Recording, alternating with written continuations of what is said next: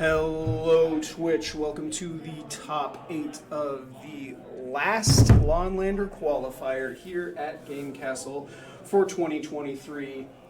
We have in the feature match area for the quarterfinals at the top of your screen, Josh playing Kiki Pod with points of Demonic Tutor, Natural Order, Birthing Pod, and Survival of the Fittest.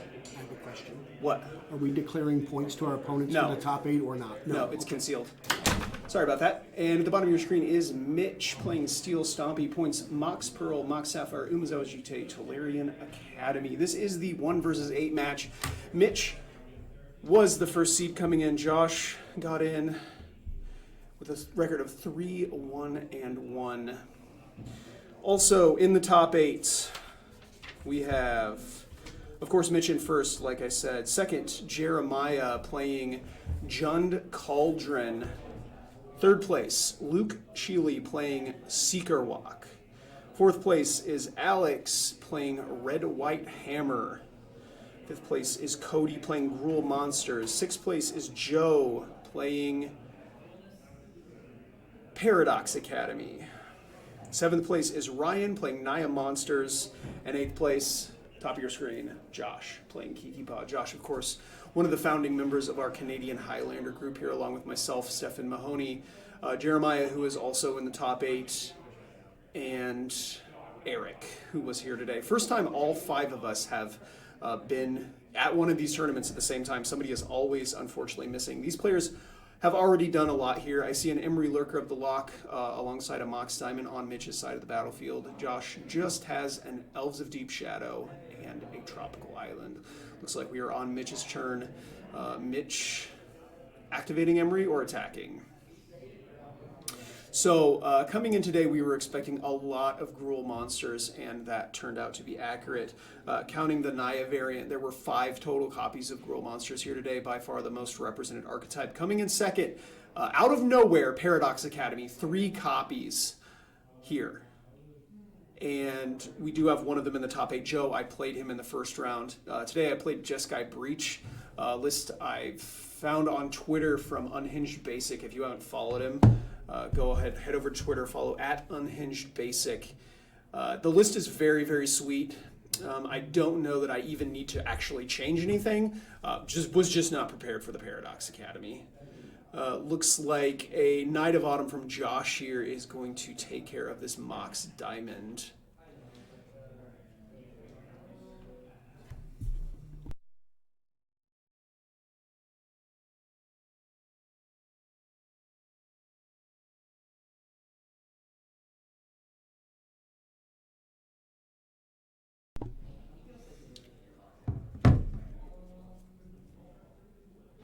Spencer in the Discord rooting for his dad right now. Let's go, Jeremiah. I would love to see any one of these people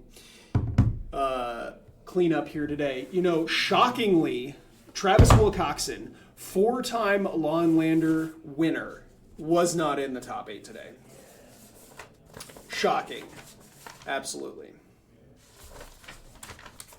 I think, I didn't really get a chance to talk to Travis, but I was watching a few of his games, and it seemed to me like he was mulliganing a lot. So I think maybe his deck was just not very kind to him today. That's okay. Travis is already qualified, along with Jake Scott, who earned his qualification in the first Lawnlander tournament this year. And the winner of this will also earn a qualification. None of these players are yet qualified. So we will have 3 players at the end of today locked on qualifications. The other 5 players will be determined by points. I'm going to do my best here in between rounds in this top 8 to try to calculate that. So by the end of the top 8 stream, I hope that I can tell you who the players that are qualified for the championship in December are. Stone Coil Serpent looks like it is putting some pressure on Josh here. Of course, Knight of Autumn cannot take care of that one.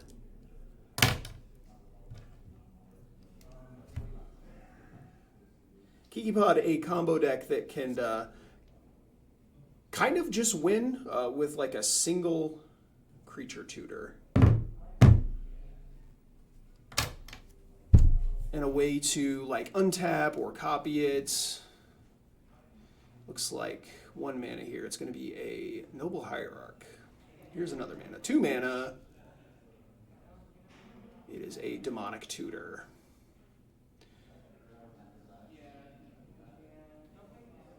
Josh is going to search his library.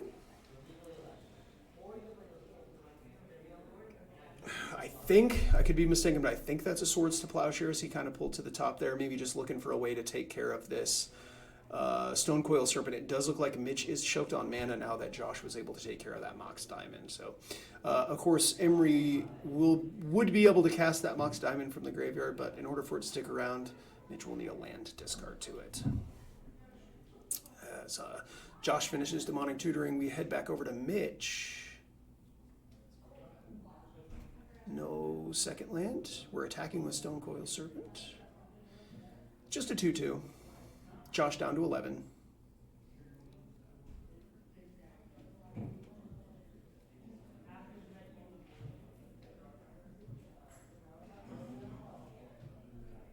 And that'll be it for Mitch's turn. We'll pass back over to Josh here. Josh is going to untap and take a draw step.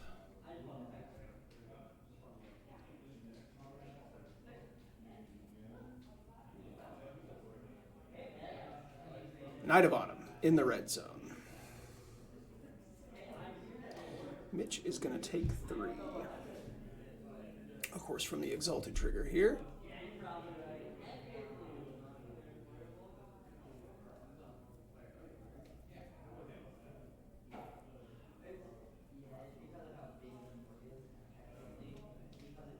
Here is a Grist, the Hunger Tide. This Kiki Pot deck can grind just as well as any other deck. It is not solely a combo deck. Looks like Kiki, the Mirror Breaker, is going to go to the graveyard here. Grist is going to bring a bug along with that. And I think we'll be heading back over to Mitch here. Mitch, is it a land? Mitch says, I want to play Magic today. I came here to play Magic. Here is 1 mana from the under... Nope.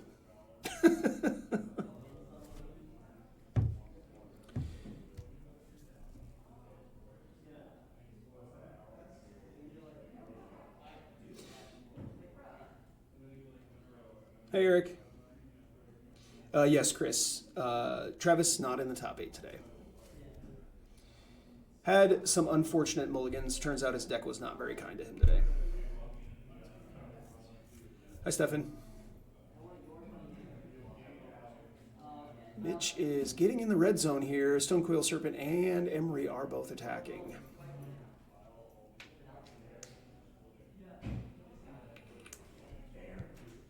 Looks like a Solitude going to get evoked here. The Stonecoil Serpent will bite the dust. Mitch is going to gain a couple of life, and he is left with just this Underground Sea and Emery in play. Should be at 17, I think. And he's got a Hope of Garapur. As we head back over to Josh here. Josh ahead on mana, ahead on board. Low on life, though, it seems.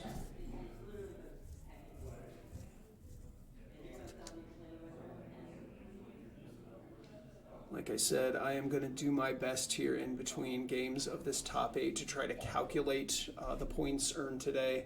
I have all of the information in front of me. And hopefully by the end of the top 8 stream, I will be able to tell you who is qualified for the championship in December.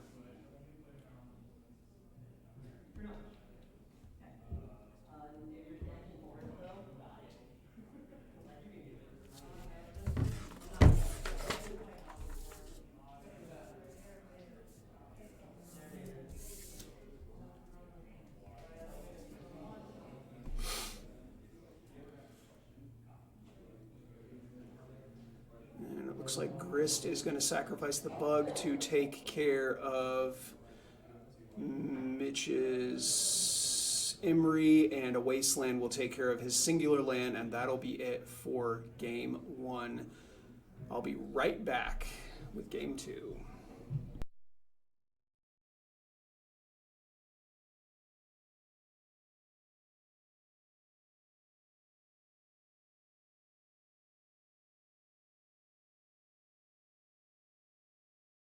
All right, players are already getting started here. It looks like a Stone Coil Serpent from Mitch and a Deathray Shaman from Josh. Here is a second land. It's going to be a Treasure Vault for Mitch. Here's an Agatha Soul Cauldron. This card is absolutely insane. I have heard some of the craziest stories and experienced them myself. A few weeks ago, I was playing a pickup game against Mitch, and he had a Agatha Soul Cauldron that had an Urza, Lord High Artificer, and a Walking Ballista exiled underneath it. So all of his, creatures that had +1/+1 counters on them were pinging me, and they, all of the Mock Sapphire mode of Urza, Lord High Artificer is an activated ability. Just absolutely insane. Here's 2 mana from Josh. On top of that, he had a Tolarian Academy in play. There was no way I was going to win that game. It was nuts. It's a Wall of Roots. Josh just going to develop his mana here.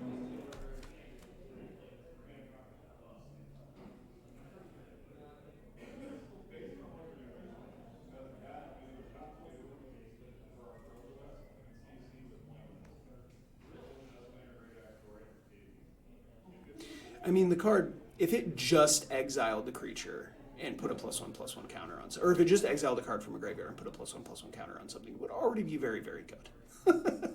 Giving the activated abilities of all the creatures exiled with it is just nuts.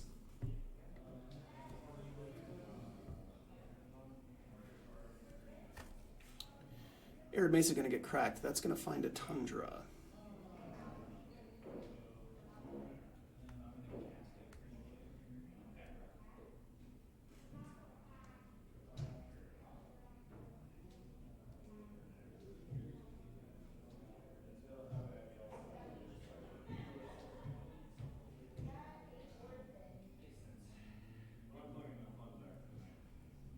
Here is 2 mana. It is a skull, cranial plating, sorry. Goes onto the Stone Coil Serpent. So the Stone Coil Serpent getting +4. So Josh will go down to 13 as we pass back over to his turn. Got quite a lot of mana to work with here. What else does he have in hand? He's going to start with the Wooded Foothills. No? Maybe not.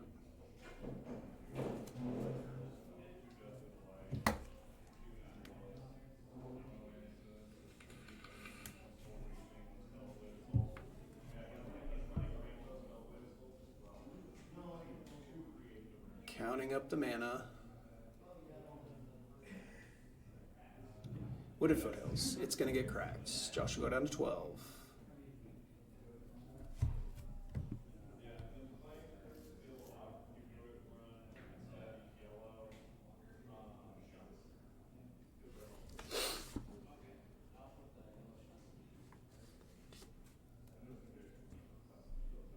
It's going to find a volcanic island.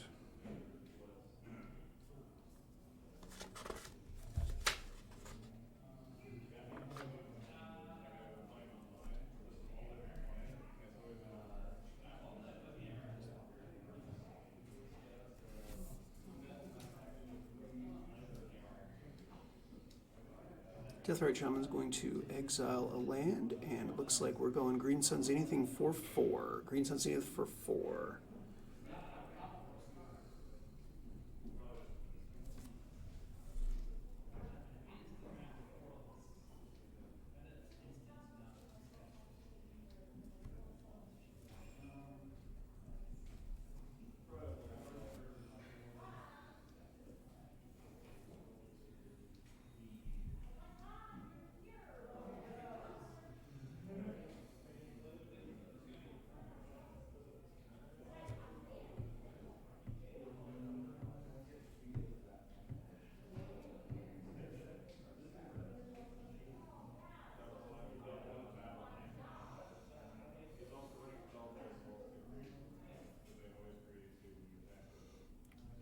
Looks like it is going to be a Knight of Autumn.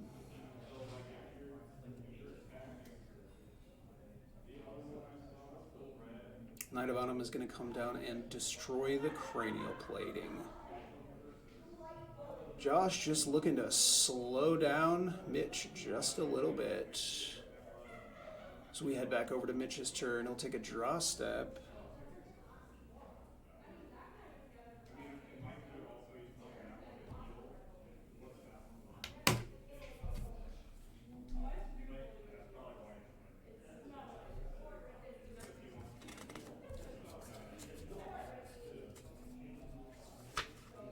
Here is 2 mana. It is a Ingenious Smith.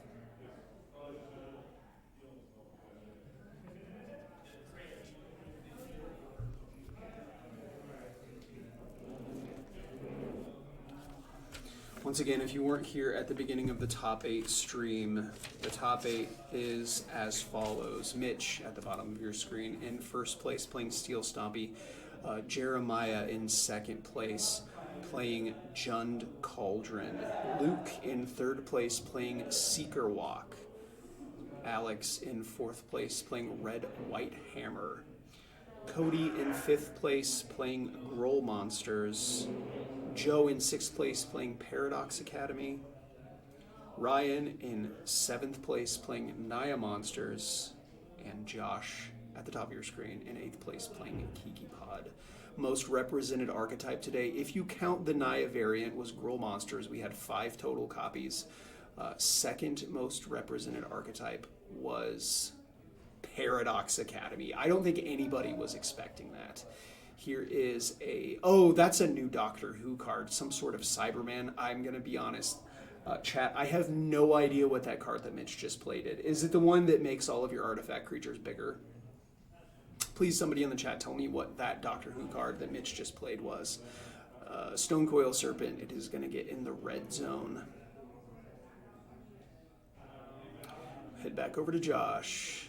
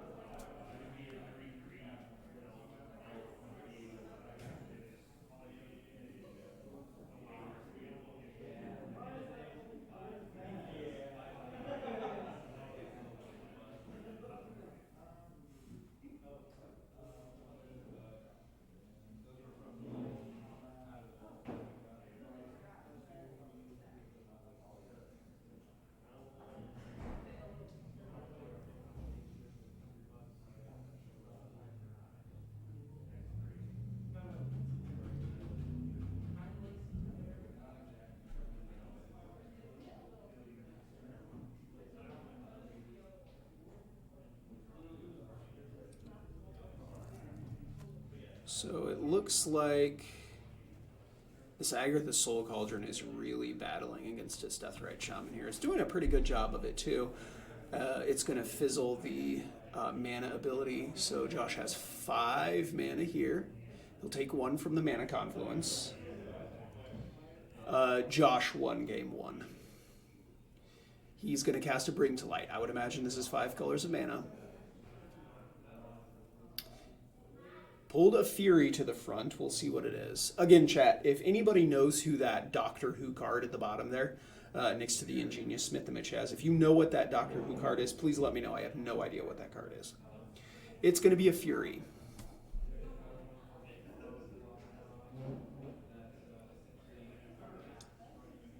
Like I said earlier, this Kiki Pod deck, yes, it can combo. Also, it has tons and tons of tutors. This deck gets to play so many tutors that are not pointed. It can find all of its silver bullets. It can really, really, really grind and play a long game. It's always able to find the card that's the best for the situation. Looks like it's going to take care of the Doctor Who card and the Stonecoil Serpent.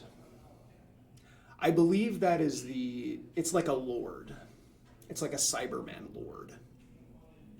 Gives your artifact creatures +1/+1 or something like that. Knight of Autumn. Gonna attack. Mitch down to 15.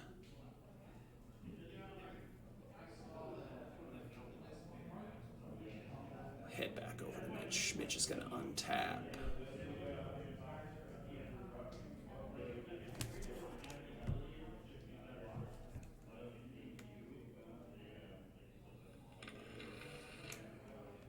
activates the One Ring. One Ring is going to come down, and Mitch will get protection from everything. Looks like he's also going to tap it to add a bird encounter and draw a card.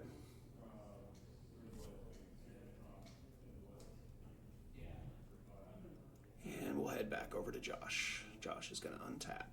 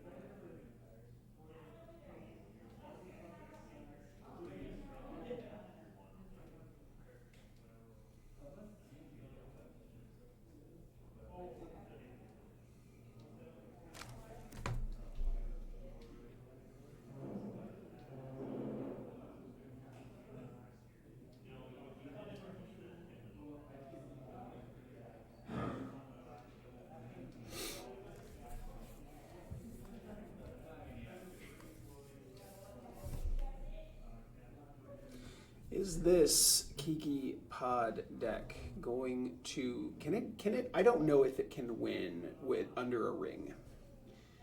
If your opponent has protection from everything from the One Ring, I don't know if the Kiki pod deck can win, but he's in a good situation to grind. Again, the Agatha Soul Cauldron is going to fizzle the Death Ride Shaman. The good thing about that is he's keeping Mitch off of activating it to put +1/+1 counters on. This is a survival of the fittest. One of Josh's pointed cards, and absolutely a backbreaker. It's going to get activated here, discarding a land or else. Josh will get to search his library for any creature that he wants.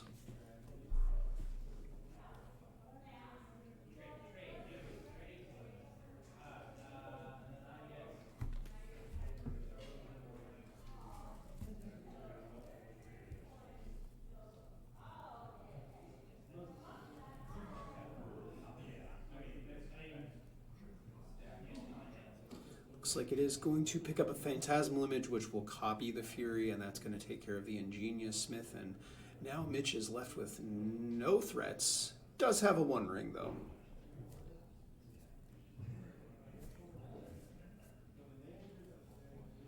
Pretty good card.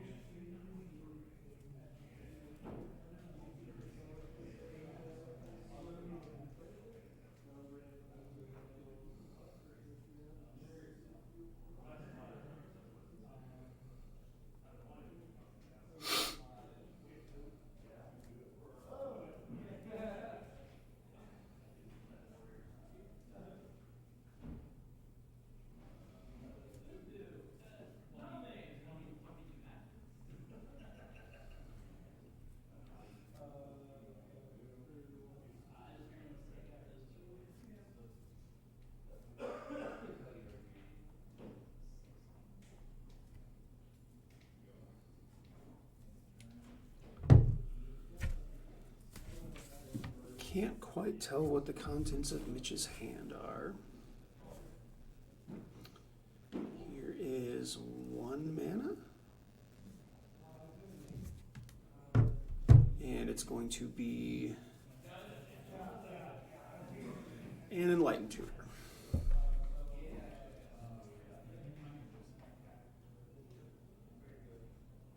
So Mitch will get to search for an artifact or enchantment, put it on the top, and then potentially he can just go ahead and draw it with the One Ring. If that's what he's want to do. He's gonna need something pretty epic. Josh with 3, 6, 9, 10 power on board. 6 of it is double striking, so it's just as good as 18. This is lethal. he's going to need to find something pretty good.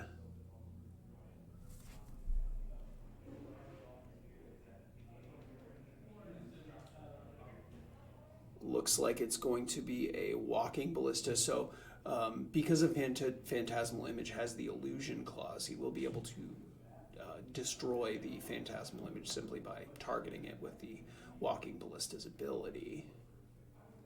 But will the walking ballista be able to stick around and take care of a Knight of Autumn? He'll need another land.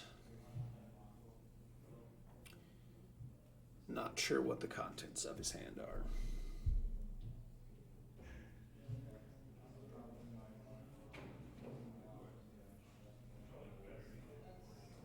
Walking Ballistica is going to go on top, and Light Tutor will go to the graveyard, and Mitch is going to activate the One Ring. Draw 2 cards. One of them, of course, is the Walking Ballista. Do think he has the 4th land in hand, or 5th land, I guess it is. Walking Ballista, X equals 1. And here is one more mana. Maybe he doesn't have that one. It's a Thought Cast. Mitch is going to get to draw 2 cards.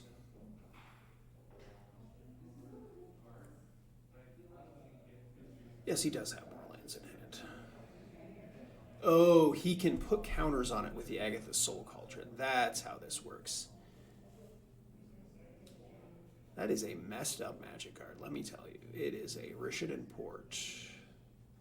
Rishadan Port is going to get tapped and cast an Aether Spellbomb. Yeah, Mitch is not out of this yet, not by any stretch of the imagination. He'll pass back over to Josh. Josh gonna untap.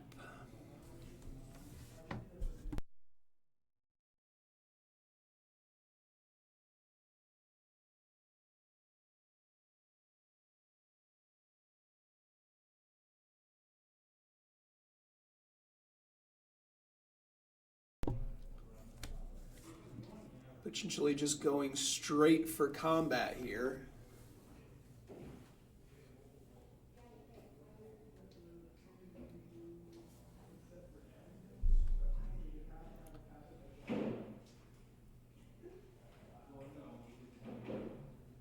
Josh has plenty of cards in hand and access to this Survival of the Fittest as well. 2 or 3 cards in hand, I think. If any of them are creatures, he'll be able to go get any creature out of his deck.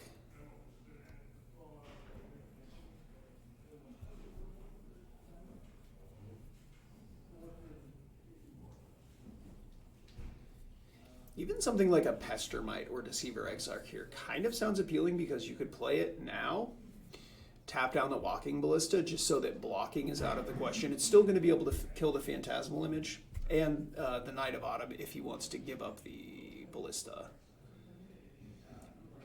But activating the Soul Cauldron to put a counter on the Ballista now also opens up Josh's Deathrite Shaman to do other things. Josh definitely in the driver's seat here.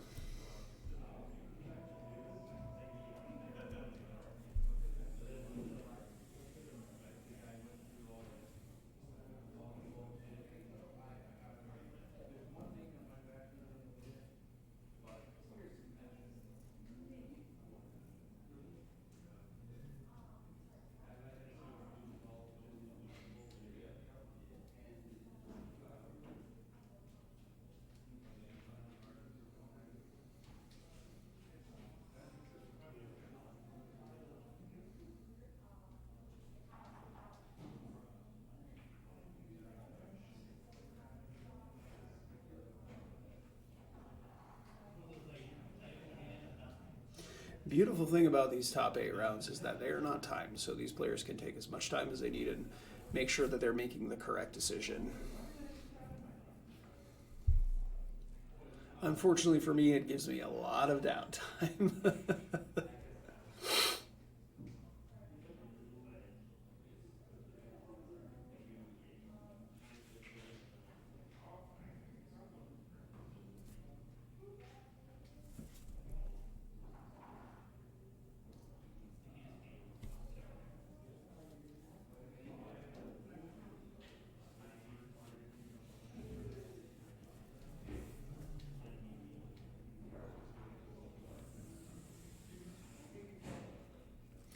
Does the Aether Spellbomb require a mana to bounce?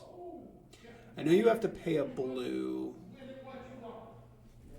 to draw the card. Or maybe it's a blue to bounce a creature and it's just one to sack it and draw a card.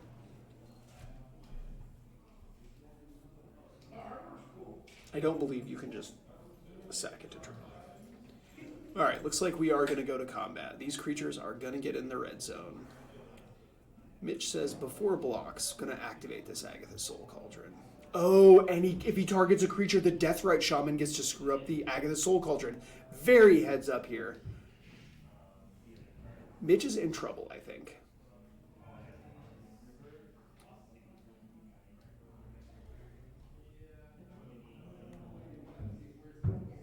I can tell you one thing for sure. I am glad this is not me playing this game. There is a whole lot going on here. All right, so Deathrite Shaman is going to take care of it appears the Llanowar Elves that the Agatha's Soul Cauldron targeted. So Josh will get to gain a couple of life here. So Walking Ballista is going to block the Fury, and then before damage, it's going to kill the Phantasmal Image. So Mitch will take 2 from the Knight of Autumn. Yeah, I did not even think about the Deathrite Shaman being able to mess up the Agatha's Soul Cauldron the same way that the Agatha's Soul Cauldron was messing up the Deathrite Shaman. Interesting counterplay. Very interesting counterplay. Now in Josh's main phase 2.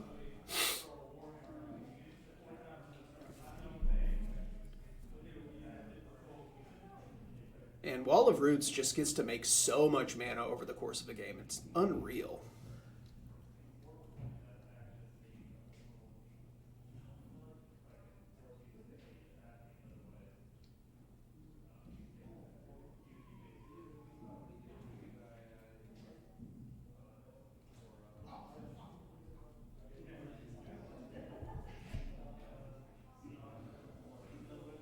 Looks like 3 mana from Josh. Take a damage from the Mana Confluence, and then he gets to... Did he pick up the Wasteland? Interesting. Picked up the Wasteland, going to take care of the Rishadan Port. And pass back over to Mitch. So Mitch is going to lose 2 life from the ring. Josh doing an excellent job of breaking up what Mitch is doing. Unfortunately for Mitch, gonna draw 3 cards with the One Ring here. 1, 2, 3 cards coming. This card has drawn 6 cards and prevented, I think, 6 damage. I see City of Traders, a Restoration, is that called, no it's not, Michiko. It's Michiko's Reign of Truth. Here's the City of Traders. Hangerback Walker in hand. I believe that's a Crucible of Worlds. I think that's an Urza Lord High Artificer. All of the special treatments are very hard for me to see. Okay, so that is a Luris. And then he has the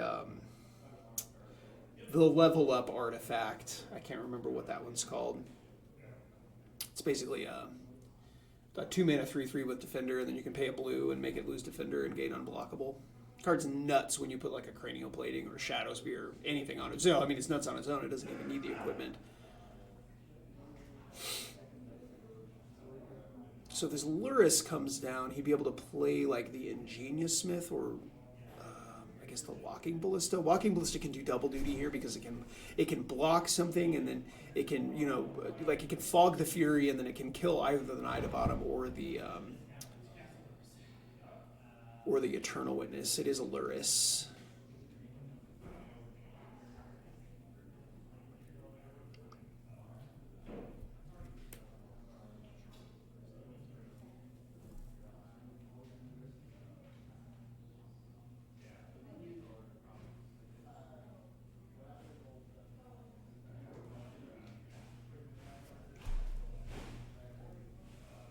I believe we're paused while this Luris here is waiting to resolve. Josh is thinking about...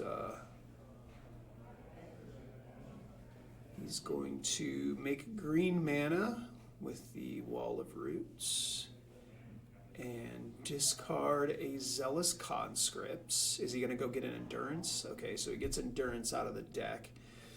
So now he can evoke this Endurance with the Lurrus on the stack so that Mitch's graveyard goes away. Yeah, this Survival of the Fittest, holy cow. This Survival of the Fittest has done work this game.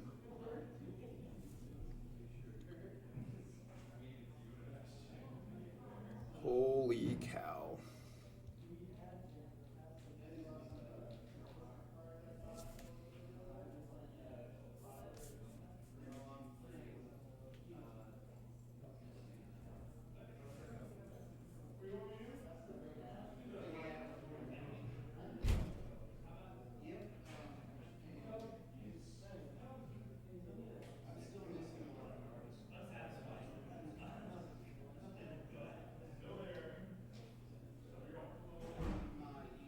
So Endurance will go to hand.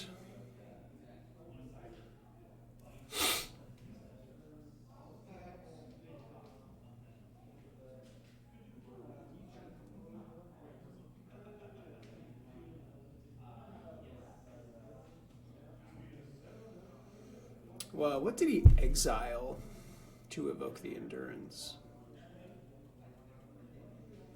I didn't catch what he exiled.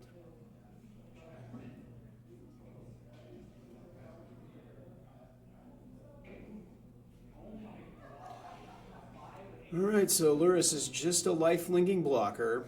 With 2 toughness, it's not going to block any of these creatures very well, but it will gain Mitch 3 life.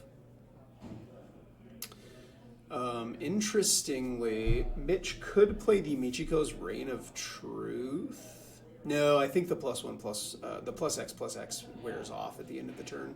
I believe it's only until you're in step. I was thinking he could, make it very large with the Michiko's, but I don't think that would last to make it a good blocker. And here is a 2-mana Hangerback Walker. That's a pretty good blocker also.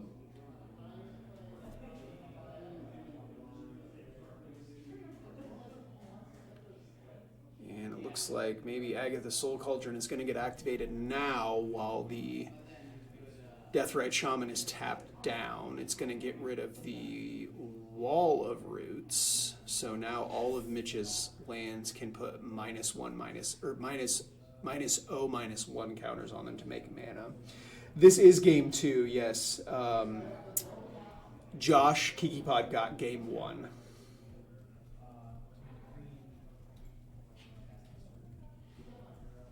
And the level up artifact creature also gets cast. I can't remember what the name of that thing is. We'll head over to Josh. Josh is going to untap.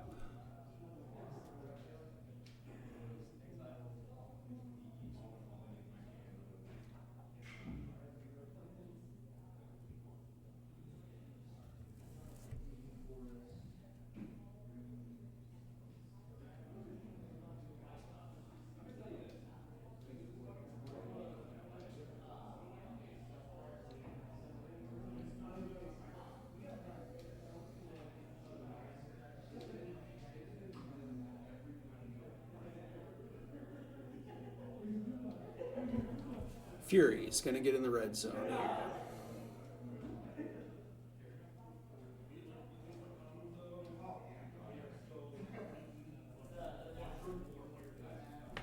Surge Engine, thank you. Yes, the artifact creature is Surge Engine.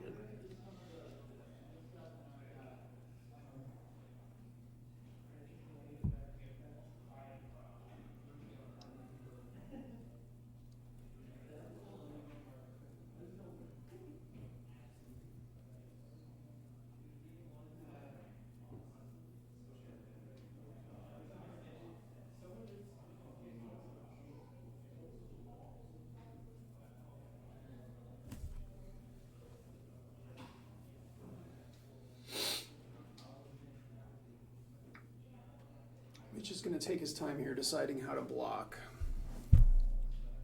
Looks like Hangerback Walker is going to be the blocker.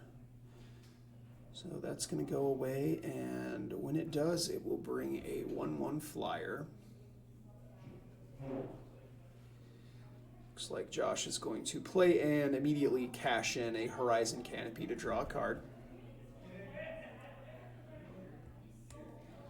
With this Survival of the Fittest, and it looks like 4 mana. The Soul Cauldron is tapped, so it won't be able to screw up the Deathrite Shaman. Although, I think Josh is close to being able to close out this game. So maybe he just wants to hold back the Deathrite Shaman to prevent Mitch from doing anything super crazy with the Agatha Soul Cauldron.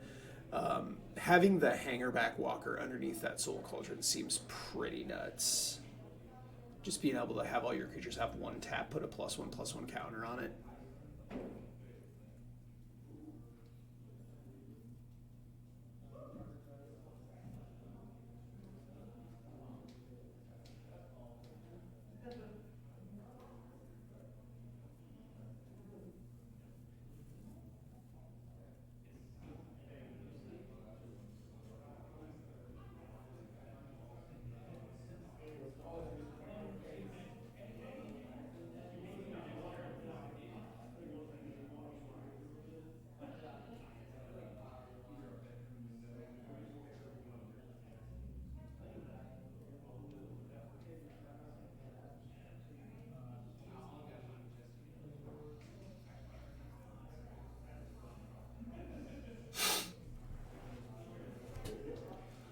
Alright, looks like it's going to be a Scavenging Ooze from Josh here, and Deathrite Shaman is going to get activated right away. Get rid of this Horizon Canopy, and Scavenging Ooze is going to eat the Hangerback Walker. So he continues to push his advantage here.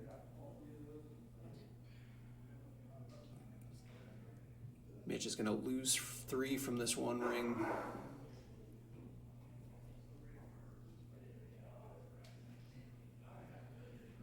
Mitch still has tons of cards in hands. I believe he has 4 cards in hand. Now he's going to go all the way up to 8. I suppose when you have a 1 ring in play, it does tend to give you a lot of cards. Take the total here up to 10 cards drawn from this ring.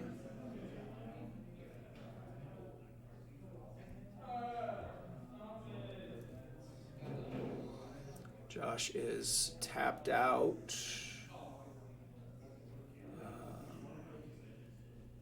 I think he's hellbent. I'm not sure if he has any cards in hand at all, actually. So Mitch kind of just able to do whatever he wants with all the information he needs. If he can put together some kind of combo of like I believe the cranial plating is gone. Oh no, the cranial plating is back in the deck. The endurance shuffled the cranial plating back in. So if he could make this Surge Engine unblockable and then put a plating on it, I think that would just end this game on the spot, right? Wow, I thought Josh was really far ahead here, but this ring, drawing so many cards for Mitch it's got to have options.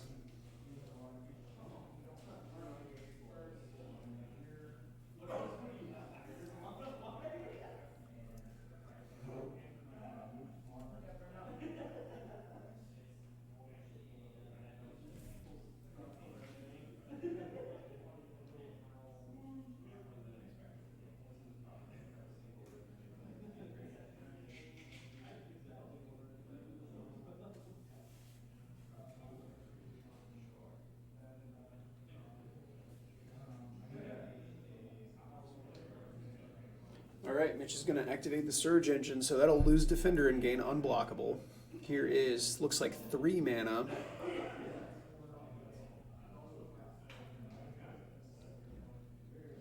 For 5 mana.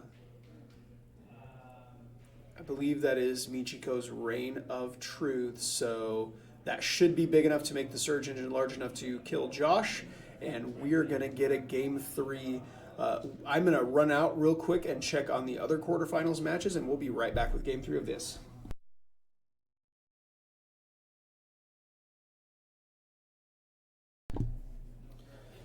just resolving mulligans here. It looks like Josh is going to send his 7 back. Not sure about Mitch yet.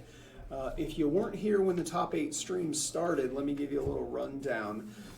In first place today, at the bottom of your screen, we have Mitch playing Steel Stompy. In second place, Jeremiah playing Jund Cauldron. Third place is Luke playing Seeker Walk. Fourth place is Alex playing Red White Hammer. Fifth place, Cody playing Gruul Monsters. Sixth place, Joe playing Paradox Academy. Seventh place, Ryan playing Naya Monsters. And eighth place, at the top of your screen, Josh playing Kiki Pod. We had 27 players today for the last Lawnlander qualifier of 2023 for the championship being held in December.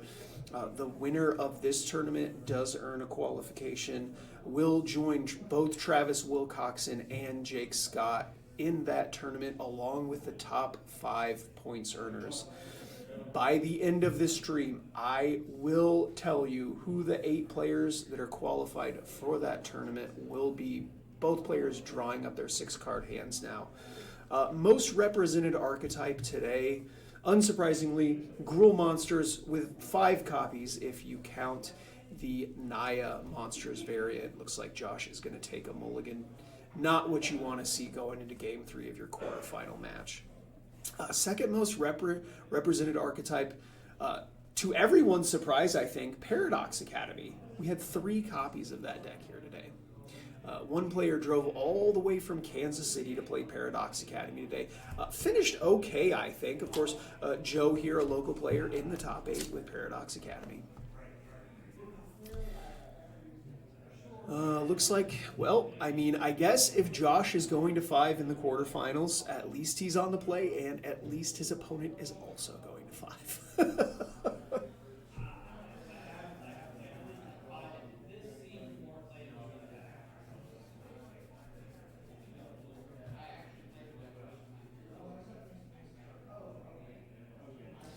I did take a look around out there when I went out in between these games here, and all 4 quarterfinals are still being played. Both players on a mulligan to 5 here. Josh on the play for Game 3.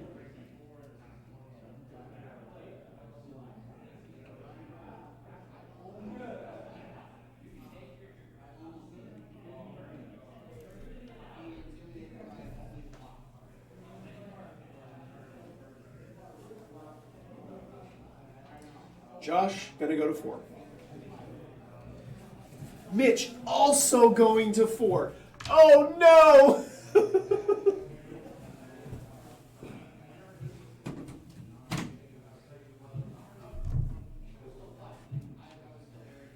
Oh no.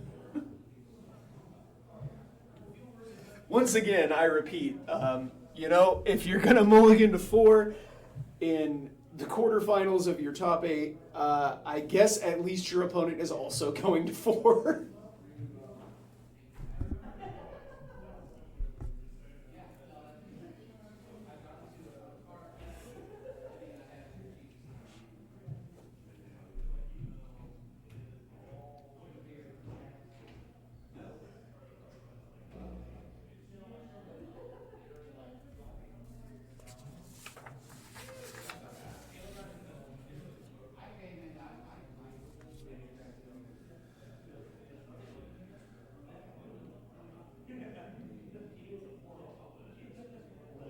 Looks like both players are going to keep their 4-card hands.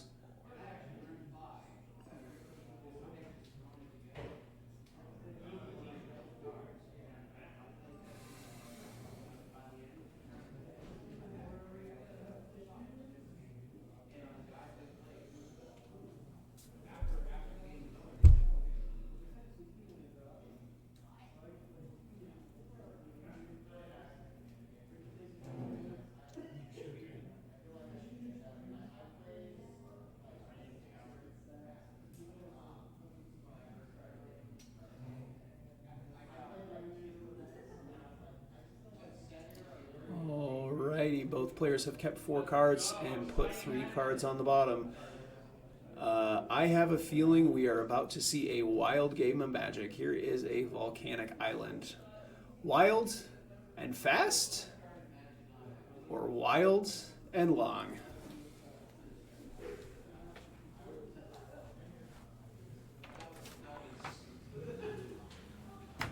Cody, did you win?